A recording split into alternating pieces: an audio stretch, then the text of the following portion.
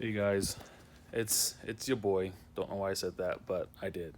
Anyways, I was having a problem hooking up my CB because I got a brand new uniden 520 XL compact radio with a PA because I have a PA speaker, and I had the first one I had hooked up was not on this Jeep but on another Jeep that I had was a Cobra 19 triple I, something like that, number 3, whatever it's called.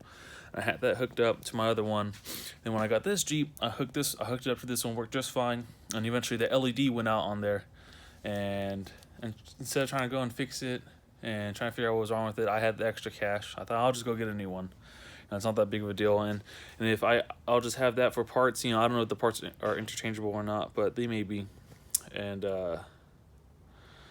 so when like I said, got that new CB, went and installed it last night, got all my parts in the last couple days, installed it all last night. It was working just fine. Power going good, ground was good. Had a SWR reading from, I think it was a 1 on channel 1 and then a 1.4 on channel 40. So I was like, that's pretty good. I'll do that, no problem. So anyway, so I was installing it and everything, and like I said, everything works fine. Got the SWR reading.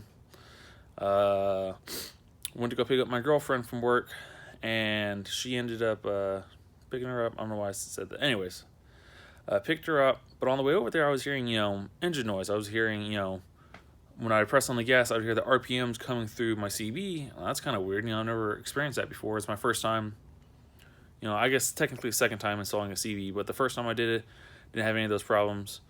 And it was weird because everybody said, oh, hook it up to the battery, hook up your ground to the battery or to something else. And okay, so I did that because the first time I did it, hooked up to the fuse box. First time I ever did it, hooked up to the fuse box. And then when I transferred that first CB over to this Jeep, I did the same thing, hooked up to the fuse box. After a year or so, the LED went out, got this new one, hooked this new one up to the battery, and then hooked up a ground inside the engine bay. And I'll show you which one it was here in a little bit. But I did that. Like I said, I heard RPMs, heard all this other stuff, couldn't hear anybody. SWR reading was perfect, so I didn't know what was going on. So I got online, looked up, see what was happening. People were saying, oh, it's called engine noise, or it's called alternator whine, or this and that. And they were saying, you need to switch out your alternator, you need to switch out your spark plugs, and do all this. And I'm like, look, guys, I'm just trying to put a CB in. Like, I'm not, I'm not trying to spend another $200, $300, however much it is to get all that stuff, just for a $60 radio to work with an antenna, an $80 system to work, no, I'm good. I'm not going to do that. So anyway, so when I hooked it up the way it was supposed to, or the way I did the very first time, which was to the fuse box, battery, power to the fuse box, ground was inside the cabin, and I'll show you here in a little bit, and then I'll show you what all I did. So, all right, so here we go. So, went over here. Here's my CB. Here's my mic. I have a little, I guess, mic stand, whatever you want to call it, holder that I got off Quadratech. CB, I got that from Walmart online because they didn't have it in stores. This bracket also from Quadratech. I can't remember if it's Quadratech brand or if it's the Rugged Ridge one, but there's that. Coax cable. Sorry, I can't really see. So I get a flashlight so y'all can see better. Sorry for the mess, guys. It's been hectic trying to fix things here at the house with my dad. So it's crazy how much shit we got laying around. I can't find a flashlight. We're in our shop. Can't even find a flashlight inside our shop. Anyways, I'll just go to the back because I'm gonna have to open up all this anyways to show y'all what all I did.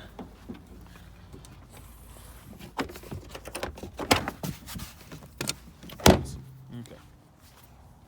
So. There. Yep. Got my CB right here.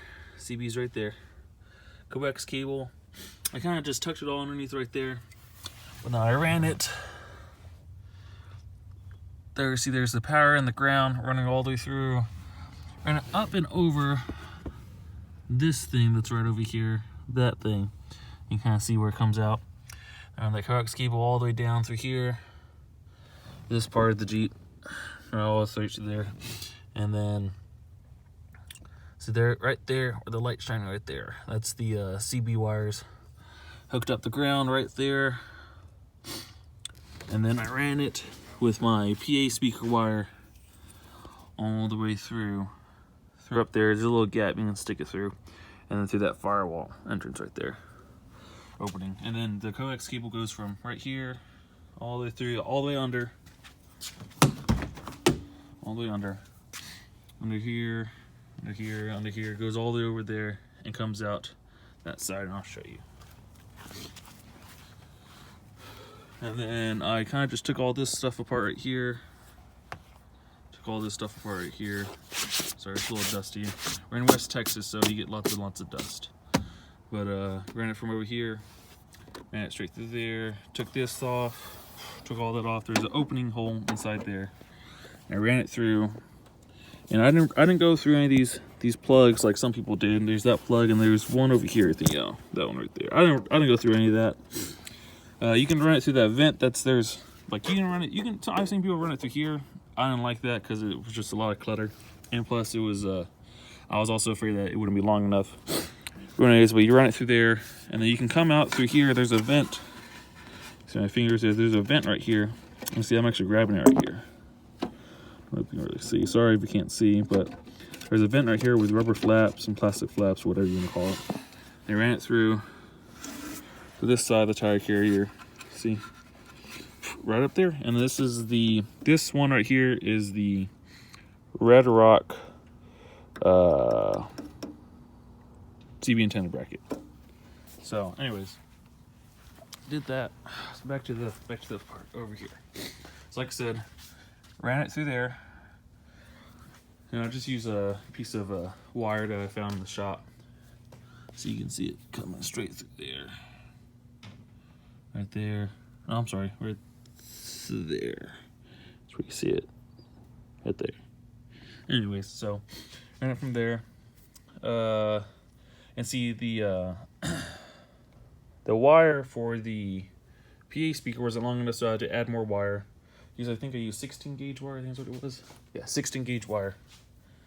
So like I said, I had the power running straight to the terminal, battery terminal, right there, and I had the ground running right there. You can still see my my fork right there that I used to ground and get it here a little bit. But anyways, I ran the PA speaker from right there all the way across, from over there. Sorry, from over there to right here. See a speaker. I'm following with the light, guys, just so you know. And boom, speaker right there. It is an all-weather speaker, and I still take it out from time to time just to get all that little shit out, you know. Sometimes there'll be spiders or bugs or leaves, whatever, stuck in there, and they're all dead, thank goodness, you know. Anyways, but yep. So anyway, so like I said, I ran it the first time I installed this new CB, ran it from right there. Sorry guys, I'm not used to filming, but ran the power right there. Ground was right over here. That didn't work, so I was like, okay, I'm just do it like I did the first time. Open up the fuse box. So like I said, it had that the second time around, which is right now it works just fine. Ground inside the cab. Ran all this inside to the fuse box. You're gonna, if you do it like this, you're gonna have to I'm sorry, you may not even have to. This is what I did, is I went ahead and cut off a little piece of right here. I cut off some of the fuse box, as you can see right there. Cut off some of it, stuck the wire in between, and I put a piece of electrical tape over it, just like that, just so that it'll stay in place. And then I had a fork, and when I say fork, just so you guys know, it was one of these blue ones right there. And then when I did the ground, I used a red one, which is a little bit smaller, just because it needs to make contact. And that's the thing, guys, is a lot of stuff, it just needs to make contact. That's it, you know. But obviously you want it snug so it doesn't come apart when you're, you know, off-roading or whatever, or just even on the highway. Like I've had my ground come apart, you know, or fall off when I was just on the highway, and it's because I hit a bump or something, you know. And it's only because I didn't have it on there tight enough, and I didn't know that. But anyways, Right in there. I think if you look at a diagram, I think this is M9 or M14. I'm not too sure. Not 100% sure, because I think this one right here is 20 amp fuse right here. That one, I think that's M8, and that works your seat heaters. And then I think for your front seats, and I think this one right here, right in front of it, the open one right there, is M9, and I think that one works your rear heat warmers, whatever, if you have it installed, is what the internet says, you know, but don't believe everything on the internet, guys. Anyways, but yeah, this one right here, pretty sure this one's M14 or M4. I'm pretty sure. I may be 100% wrong, but you know, that's just the way it is, and that's the way I have it set up on mine. Like I said, I'm probably gonna. Oh yeah, so I put electrical tape right here because I didn't want it to be wire on bare metal, and I didn't want it to rub and then, you know, fray and then not work. And it's my voltmeter. You know, you don't need anything fancy, just a simple one, just so you can test it out. And that's pretty much it, guys. And look, I'll show you right now. It does work, and it only works with the Jeep in the on position or your engine running. So accessory, nothing. On position,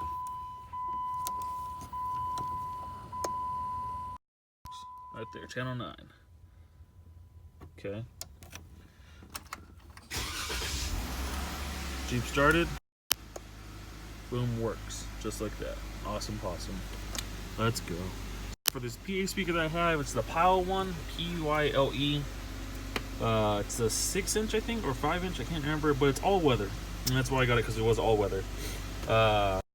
It's okay. It's not super loud, but it's loud enough to where I can, you know, mess around with people or anything, you know. See, right there, that's the A&L switch. That's fine. Gotta have that on. PA switch right here. I have it switched on right now. This is the instant channel 9 right here. And that's really it. So, hope you guys enjoyed this, and I hope this helps any of y'all if y'all had the same problem that I had. So, y'all have a good night, good day, good morning, whatever it is when y'all are watching this.